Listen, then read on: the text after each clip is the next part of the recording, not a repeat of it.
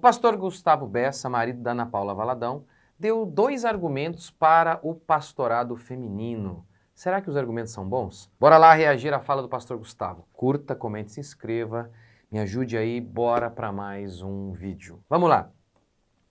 Aqui no vídeo, a pergunta: qual o melhor argumento bíblico para o chamado pastoral feminino? Eu acredito que não exista nenhum, vou tentar mostrar isso aqui. Mas vamos ver o que ele falou. Argumento chamado pastoral feminino. Um deles: Deus não distribui dons fazendo discriminação de gênero. Esse dom só pode ser para homens, esse dom só pode ser para mulheres. A gente não vê isso na Bíblia. Nós vemos que quando Jesus subiu às alturas, ele levou o cativo ao cativeiro e concedeu dons aos homens. E ali inclui todas as pessoas, homens e mulheres. Segundo argumento: nós vemos no Novo Testamento mulheres que exerceram funções pastorais. Priscila, esposa de Áquila, ela exerceu função pastoral quando Apolo chegou na cidade um tanto quanto perdido. Lucas faz questão de colocar o nome Priscila à frente do nome Áquila, o nome da mulher à frente do nome do homem, mostrando assim uma proeminência de Priscila naquela situação, a proeminência dela sobre Áquila. Então temos esses argumentos básicos. Tá bom, então vamos lá falar sobre isso aí. Ele disse, então, basicamente 2 argumentos que ele deu. Deus não distribui dons discriminando o gênero. E já expliquei isso, como que você vê que a linguagem é totalmente feminista, discriminando o gênero, o uso da palavra gênero. Ele disse, esse dom só pode ser para homem? Não, Deus não faz isso. Enfim, o segundo argumento, então, deu o exemplo aí de Priscila. Ok, a primeira coisa a se fazer é o seguinte: a gente precisa entender que boa teologia se faz com o todo da Escritura e também olhando para a história da igreja. Você não pode ignorar o eu não permito que a mulher ensine, nem exerça autoridade sobre o homem. Esteja, porém, em silêncio, porque primeiro foi formado Adão, depois Eva. Você tem uma passagem muito clara, uma construção muito simples, não tem nada de polêmico aqui. É uma ordem muito direta. E não dá para usar o argumento cultural. Isso foi para aquela cultura, pois Paulo dá a proibição e dá também o motivo, porque primeiro foi formado Adão. Por quê? Uma conjunção explicativa, que vai explicar a razão da proibição. Por quê? Primeiro foi formado Adão. Ele remete, portanto, ao Éden e não à Grécia, mostrando que a questão da autoridade masculina tem a ver não com o pecado, não com a cultura, mas com a ordem criacional de Deus. Você não pode ignorar uma passagem extremamente clara, uma ordem direta, uma ordem tão clara sobre o assunto. Não tem como ignorar um negócio desse. Outra passagem clara é de Paulo aos Coríntios. As mulheres estejam caladas nas igrejas, pois não lhes é permitido falar, mas estejam submissas. Olha que coisa, hein? A questão de as mulheres falando implica em insubmissão. Mas estejam submissas, como também ordena a lei. Mais uma vez, isso não tem a ver com a cultura. A razão da proibição, diz Paulo, é como a lei determina. Então, como o N. Gruden explica, procure uma mulher no Antigo Testamento ou no Novo Testamento, exercendo ofício de liderança na igreja, seja como sacerdote, como presbítero, como apóstolo, não há uma sequer.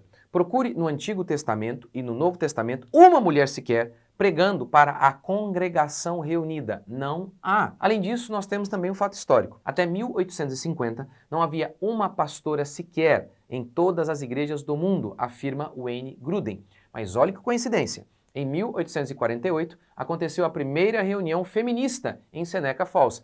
E pronto, logo em seguida, começaram a surgir algumas pastoras. Mas aí, a partir da década de 60, que aconteceu a segunda onda feminista, aí explodiu mesmo a quantidade de pastoras pelo mundo. Mas todos esses elementos culturais, essas influências feministas, óbvio, não teriam nenhuma influência sobre a igreja, né? É claro que tiveram. E em se tratando desse dado que o Gruden dá, eu vi uma pessoa uma vez falando sobre o seguinte: olha, havia sim pastoras entre os morávios. Ainda que isso seja fato, a afirmação de Gruden continua válida quando ele associa o pastorado feminino de nossos dias com o movimento feminista. As feministas, elas queriam os mesmos lugares dos homens, e por afirmarem que nós somos essencialmente iguais. Isso chegou à igreja, como a historiadora e atual deputada Ana Campagnolo afirma em seu livro Feminismo e Subversão. As primeiras insinuações e apologias ao sacerdócio feminino dentro das igrejas começaram justamente com essa mulher, Elizabeth Stanton, uma feminista clássica, que era antipática aos dogmas cristãos. Ou seja, uma mulher que odiava o cristianismo estava ensinando aos cristãos o que de fato era cristianismo. O cristianismo verdadeiro tem que ter pastoras, dizia essa mulher feminista que odiava a fé cristã. E é assim então que você faz teologia, não enfiando um triângulo num quadrado, não forçando o texto para dizer o que você quer que o texto diga. Ora, qualquer tipo de absurdo pode ser dito usando a Bíblia, distorcendo os textos bíblicos quando você não faz boa teologia. Pense, por exemplo, nisso aqui, ó. Homossexualismo é permitido? Sim, pois tem uma passagem bíblica que declara, Davi faz uma declaração de amor para Jonatas. O teu amor por mim, Jonatas, é maior do que o amor por mulheres. Logo, homossexualismo é correto. Tem igreja que justifica o homossexualismo usando essa passagem que eu acabei de citar aqui para você. Agora, convenhamos. Imagine se o seu marido recebesse um zap do Jorginho do futebol. Ricardo, teu amor por mim é maior do que o amor por mulheres. Se você visse só essa mensagem, sem um contexto mais amplo, talvez você ia achar que o Jorginho aí, o seu marido, o Ricardo, tá, escambando aí pro outro lado. Mas qual o contexto amplo dessa passagem de Davi? Primeiro, há passagens na Bíblia condenando o homossexualismo de maneira muito clara. Segundo, Davi, ora gente, pelo amor de Deus, Davi, ele não gostava de homem, ele gostava muito de mulher. Tanto é que ele gostava das mulheres dele e das dos outros ainda. Ou seja, à luz de todo esse contexto, e sabendo que Jonatas era o legítimo sucessor ao trono, mas ele estava apoiando Davi, ele estava abrindo mão desse direito legítimo porque ele via que Deus era com Davi. Então, em tese, Davi era seu concorrente, mas ele estava ajudando Davi, servindo a Davi. Com base em todo esse contexto, fica muito simples entender a fala de Davi, teu amor por mim é maior que o amor de mulheres. O que você fez por mim, Jonatas, nem as minhas esposas fizeram. Ok, então vamos lá, vamos para o primeiro argumento do pastor Gustavo. Deus não dá dons discriminando sexo. É sexo, pastor, não é gênero, porque aí isso significa que você já está usando a linguagem do movimento LGBT. Assista ao meu vídeo em que eu falo sobre isso. Porque é errado usar gênero. Continuando, vai. Deus dá dons sem discriminar sexo.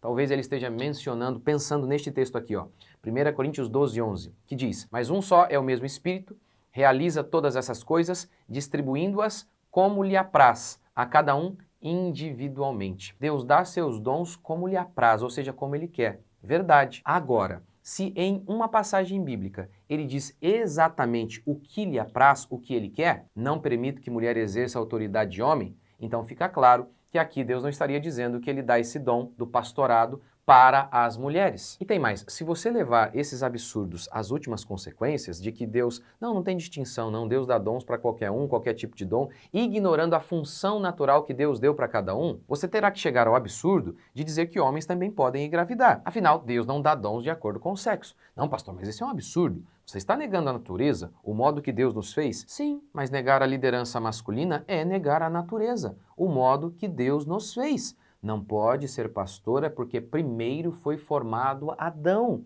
É o modo que Deus nos fez. E o texto que o pastor cita sobre Deus subir às alturas e conceder dons aos homens é este aqui, ó. Ele mesmo concedeu uns para apóstolos, outros para profetas, outros para evangelistas e outros para pastores e mestres. É interessante notar que Deus concedeu 12 apóstolos, nenhuma apóstola, apostila, caderneta, e o mesmo com profetas, evangelistas, pastores e mestres. Quando se fala sobre as qualificações para ser pastor, para o episcopado, Paulo diz que uma das qualificações desses que serão líderes na igreja, desses que serão pastores, é esta aqui, ó, marido de uma só mulher. Ora, essa é uma qualificação que somente um homem pode cumprir. Segundo argumento que o pastor deu. Ele falou, olha, tem mulheres sim exercendo função de pastor no Novo Testamento e ele citou Priscila. É esse texto aqui que ele está citando. Chegou a Éfeso certo judeu chamado Apolo, natural de Alexandria, homem eloquente e poderoso nas Escrituras. Era ele instruído no caminho do Senhor e, sendo fervoroso de espírito, falava e ensinava com precisão a respeito de Jesus, conhecendo apenas o batismo de João. Ele começou a falar ousadamente na sinagoga. Ouvindo-o, porém, Priscila e Áquila o levaram consigo e com mais exatidão lhe expuseram o caminho de Deus. E aí, com base nesse texto, ele diz, está vendo que pode ser pastora? Veja bem, falar sobre a palavra de Deus não é função pastoral, é dever de todos os cristãos. Foi isso que Priscila fez. Como Gruden explica, nós vemos na Bíblia mulheres ensinando outras mulheres, mulheres ensinando crianças, mulheres falando de Jesus para ímpios, como por exemplo a mulher samaritana. Vemos a mulher ao lado do marido em casa falando da palavra de Deus. Mas não há um exemplo sequer de pastora. Não há. Não há um exemplo sequer, nem mesmo de mulher pregando para a congregação reunida. Portanto, você tem que unir as duas coisas. Paulo está dizendo, não permita que a mulher ensine na igreja.